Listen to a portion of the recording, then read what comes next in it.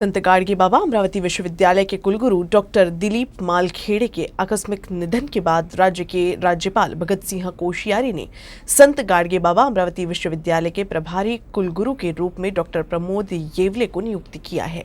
Doctor Pramod Yewale doctor Baba Saheb Ambedkar Marathwada विश्वविद्यालय के भी कुलगुरु हैं। डॉक्टर प्रमोद येवले डॉक्टर बाबा साहेब आंबेडकर मराठवाड़ा विश्वविद्यालय के कुलपति के पद पर कार्यरत है। उन्होंने फार्मेसी काउंसिल ऑफ इंडिया के उपाध्यक्ष, all India council for technical education, board of pharmaceutical education के अध्यक्ष, all India technical education council, नई दिल्ली की कार्यकारी परिषद के सदस्य, महात्मा गांधी अंतर्राष्ट्रीय हिंदी विश्वविद्यालय की कार्यकारी परिषद के सदस्य के रूप में कार्य किया है। राष्ट्रसंत तुकडोजी महाराज नागपुर विश्वविद्यालय के बोर्ड ऑफ गवर्नेंस के सदस्य, कवि कुलपति, कालिदास संस्कृत विश्वविद्यालय रामटेक के प्रभारी कुलगुरु रह चुके हैं। उनके पास 33 वर्षों का शोध और शिक्षण का अनुभव है और उन्होंने 3 पुस्तकें प्रकाशित की है। उनके पास 20 वर्ष का प्रशासनिक अनुभव है और उनके मार्गदर्शन में 29 शोधार्थियों ने पीएचडी पूरा किया है। उनके पास 4 पेटेंट फाइल, जिनमें से 3 को मंजूरी मिल चुकी है। उन्होंने कई शोध पत्र प्रकाशित किए हैं और कई परियोजनाओं पर काम किया है। उनके अनुभव निश्चित ही अमरावती विश्वविद्यालय के काम आएंगे। अमरावती जिले के धारिणी शहर में शुक्रवार को शहर व ग्रामीण क्षेत्र के लिंक फेल होने से इंटरनेट सेवा बाधित रही, जिससे बैंक सेवा ठप रही। इससे सबसे ज्यादा परेशानी नागरिकों को उठानी पड़ी। अमरावती जिले के मेलघाट की वित्तीय राजधानी धारिणी में बीएसएनएल की सभी सेवाएं बंद होने से शहरी और ग्रामीण इलाके में लोगों को काफी परेशानी हुई। लिंक फेल होने से mobile telephone, broadband, internet link आदि सुविधाएं बीते गुरुवार की रात से बंद है। इससे बैंकों का कामकाज पूरी तरह से ठप हो गया है और बैंकों के लाभार्थियों को दिक्कतों का सामना करना पड़ रहा है। शुक्रवार को साप्ताहिक बाजार भी प्रभावित रहा, क्योंकि बीएसएनएल की सभी सेवाएं घंटे बंद रही। कृषि विभाग द्वारा अमरावती में 3 से 5 फरवरी तक खेल एवं सांस्कृतिक महोत्सव 2023 का आयोजन किया गया है। इस महोत्सव का उद्घाटन समारोह पीडीएमसी परिसर स्थित खेल मैदान में आयोजित किया गया। इस अवसर पर बाइक रैली के माध्यम से लोगों को आहार के महत्व के बारे में जागरूक किया गया। संयुक्त राष्ट्र संघ ने इस वर्ष को पोषक अनाजों का अंतर्राष्ट्रीय वर्ष घोषित किया है। आहार में अनाज के महत्व के बारे में जन जागरूकता पैदा करने के लिए कृषि विभाग के अधिकारियों और कर्मचारियों द्वारा मिलेट ऑफ द मंथ की अवधारणा के साथ इस बाइक रैली का आयोजन किया गया था।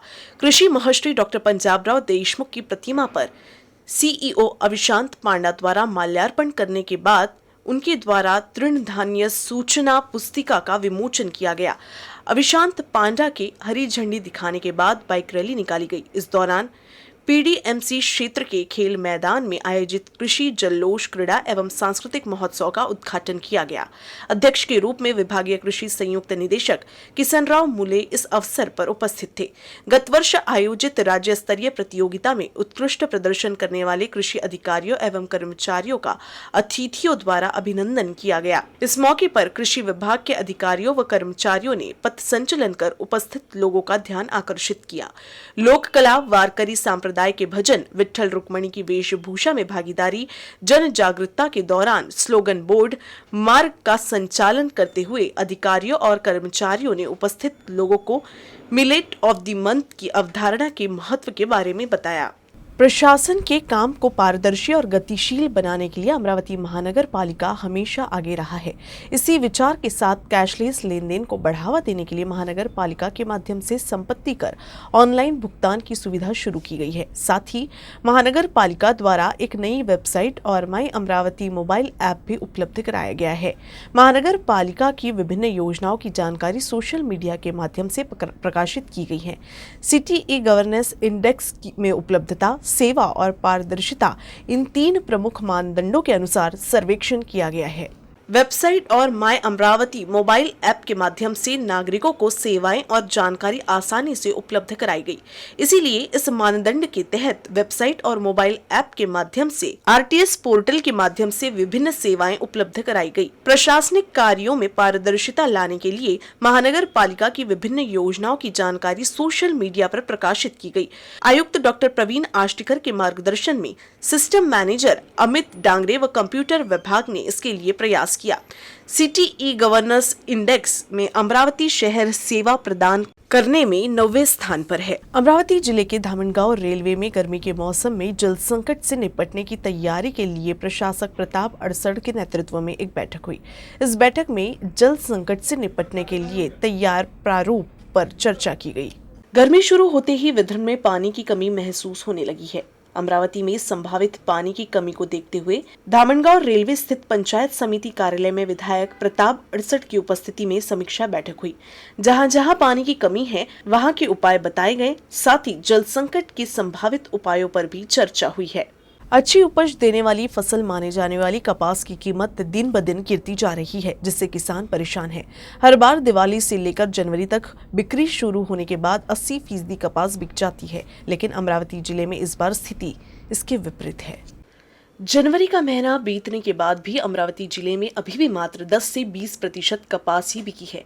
क्षेत्र के अधिकांश किसानों ने कीमत बढ़ने की आस में 80 से 90% कपास घर में ही रखा है। पिछले साल मिले बाजार भाव के कारण इस साल किसानों ने बड़ी मात्रा में कपास की बुआई की थी, लेकिन कोशिशें नाकाम रही। भारी बारिश और बीमारियों के कारण कपास का उत्पादन काफी कम हो गया है, लेकिन जनवरी महीना खत्म होने के बाद भी बाजार में कपास को अपेक्षित मूल्य नहीं मिल रहा। पिछले साल कपास की कीमत जो गुणवत्ता के आधार पर 10,000 से 12,000 रुपए के बीच मिली थी, इस साल 8,000 रुपए तक ही मिली है। कीमत नहीं मिलने से खेती की लागत निकालना मुश्किल हो गया है। हालांकि बुनियादी जरूरतों के लिए पैसे जरूरी है, लेकिन क्षेत्र के किसानों ने कीमतों में वृद्धि की उम्मीद में अभी तक कपास को बाजार में बिक्री के लिए नहीं ले गए हैं। हालांकि भाव घटने से किसान मायूस है। अमरावती जिले में इस साल खरीफ सीजन में भारी बारिश से सोयाबीन और तुअर को काफी नुकसान हुआ है, इसलिए किसानों ने रबी सीजन में चने की बुआई अधिक मात्रा में की है। बाजार में तुअर के साथ ही चने की भी आवक बढ़ गई है। कृषि उत्पन्न बाजार समिति में 4 का भाव 6 से 7,000 रुपए प्रति क्विंटल और चने का भाव 4,000 से करीब 4,500 रुपए प्रति क्विंटल के बीच मिल रहा है। भारी बारिश से सोयाबीन, तुअर और कपास की फसल प्रभावित हुई है। इनमें सबसे ज्यादा नुकसान तुअर को हुआ है। बारिश की वजह से सरसों के उत्पादन में 35% से ज्यादा की कमी आई है। पिछले 8 दिनों से किसान नई तुअर बाजार में बिक्री के लिए ला रहे हैं। वर्तमान में प्रतिदिन 1,500 से 2,000 बोरी तुअर बाजार में आ रही है। मौजूदा समय में नए चने कम मात्रा में बिक रहे हैं। अमरावती बाजार में चना 4,000 से 4,400 रुपए प्रति क्विंटल और तुअर 6,000 से 7,300 रुपए प्रति क्विंटल बिका। हालांकि सरसों का बड़ा नुकसान हुआ है, लेकिन बाजार में भाव पिछले साल की तरह ही है। अब भी चने के दाम पिछले साल जितने ही मिल रहे हैं। हालांकि इससे किसानों को नुकसान हुआ है। बाजार में कृषि माल के दाम में कोई बढ़ोतरी नहीं हो रही है, इसीलिए किसानों में नाराजगी है। अमरावती जिले के तिवसा तहसील में शिरसगांव से मोजरी के बीच पेड़ों की अवैध कटाई शुरू है। वन विभाग की टीम ने लकड़ी लेकर जाते हुए एक ट्रैक्टर पर कार्रवाई कर लकड़ी जब्त की है। अमरावती जिले के तिवसा और मोर्शी तहसील में बड़े पैमाने पर वन परिक्षेत्र है, लेकिन यहाँ के जंगल में कुछ तस्कर अवैध तरीके से पेड़ों की कटाई कर लकड़ी की तस्करी कर रहे हैं। तिवसा तहसील में वन विभाग की टीम को गश्ती के दौरान ऐसे ही तस्करों द्वारा पेड़ों की कटाई किए जाने की बात सामने आई, जिसके बाद शिरसगांव से मोजरी मार्ग पर गश्ती के दौरान वन विभाग की टीम ने लकड़ी लेकर जाते एक ट्रैक्टर पर कार्रवाई की। इस कार्रवाई में ट्रैक्टर और लकड़ी को जब्त कर लिया गया है। फिलहाल वन विभाग की टीम आगे की जांच पड़ताल कर रही है। परिवार में कोई मांगलिक कार्य होने पर तृतीय पंथी नेक लेने के लिए आते हैं। लोग स्वेच्छा से उन्हें उपहार और धनराशि भी देते हैं, लेकिन पिछले कुछ समय से तृतीय पंथियों के अलावा कुछ अन्य लोग भी अलग वेशभूषा में नेक लेने पहुंच जा रहे हैं। ऐसा ही कुछ अमरावती जिले में भी हुआ, जहां बात कुछ इतनी बिगड़ी कि मारपीट तक की नौबत आ गई। अब अमरावती तृतीय पंथियों ने नकली तृतीय पंथियों से सावधान रहने के बारे में पोस्टर भी लगाया है।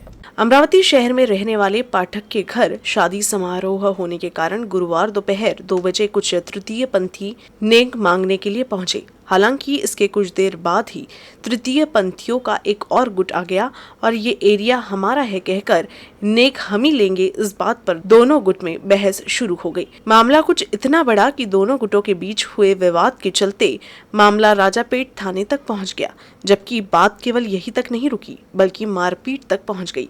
ये विवाद कुछ इतना बड़ा कि अब तृतीय पंथियों ने नकली तृतीय पंथियों से सावधान रहने के बारे में पोस्टर भी लगाया है।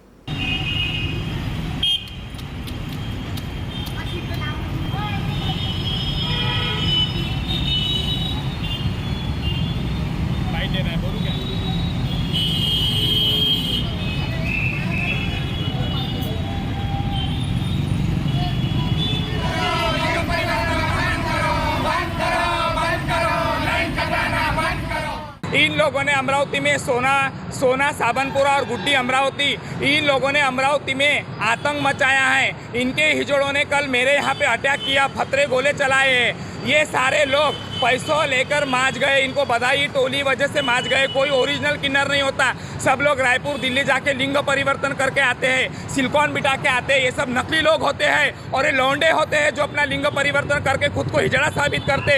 इन लोगों पे पुलिस प्रशासन ने कहीं तो भी पाबंदी लगाना चाहिए। इनकी दादागिरी, गुंडागर्दी हद से ज़्यादा बढ़ गई है। हम लोगों को आके अटैक कर रहे हैं, हम लोगों के घर में आके मन रहे। पुलिस प्रशासन इसमें कुछ भी नहीं कर रहा है। बडनेरा पुलिस स्टेशन में हमने रिपोर्ट किया, उसके बावजूद भी कुछ नहीं हुआ। और मैं अमरावती के जनता को बताना चाहती हूँ, ये लोग आपको गुमराह कर रहे हैं, गुमराह मत हुइए।